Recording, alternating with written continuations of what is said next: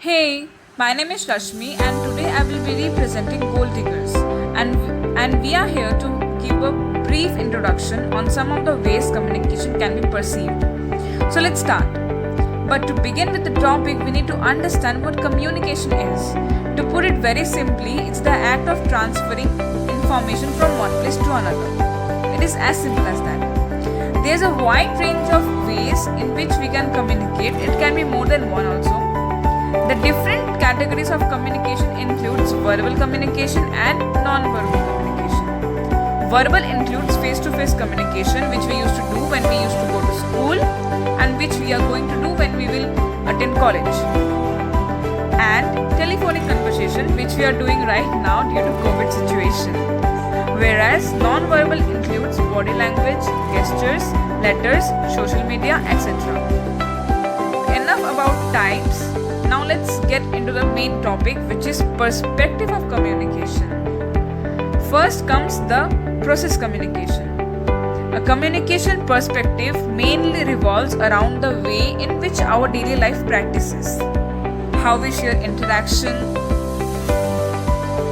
If you look closely, communication is all about interpersonal interaction, which is mixed with the rules of interaction and social grounds. The process of communication cannot be regarded as something which simply happens. Instead, it must be seen as a process that involves sender and the receiver who negotiate their roles with each other through the message that involves in between them. To break it even further, sender is the communicator who generates the message and feelings, etc. that is generated by the sender and is intended by the communicator further.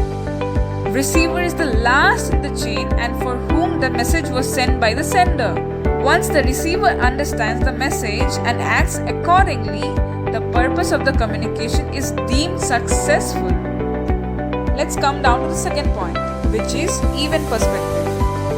George Jubner observed that the communication is a chain of events in which message is the most significant connection. Hence, he coined the term events to characterize their communication precisely. The event is a form of communication that involves significant activity revolving very much around communication because it involves planning of meeting, conflict interchange, symbolic event, a public speech, and many others. It can be a real event or a mediated one like a film screening. Last but not the least, we have Indian perspective, which is heavily dependent on Sadharanikaran model. It was proposed by Dr. Nirmala Mani Adhikari in 2003. Sadharanikaran model of communication is a representation of communication process from a Hindu perspective. It is systematic in diagrammatic form of process of attaining mutual understanding, commonness, oneness among people.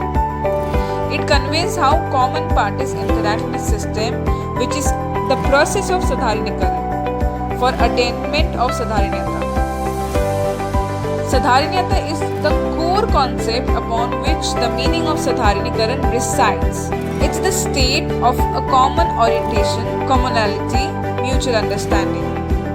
Well, with these I conclude by saying that communication is a very integral part of our lives and it helps people to express their ideas and feelings and at the same time helps us to understand emotions and thoughts of the others. Hope you like our presentation on communication. Your views on it is heartily welcome since it's all about conveying, isn't it?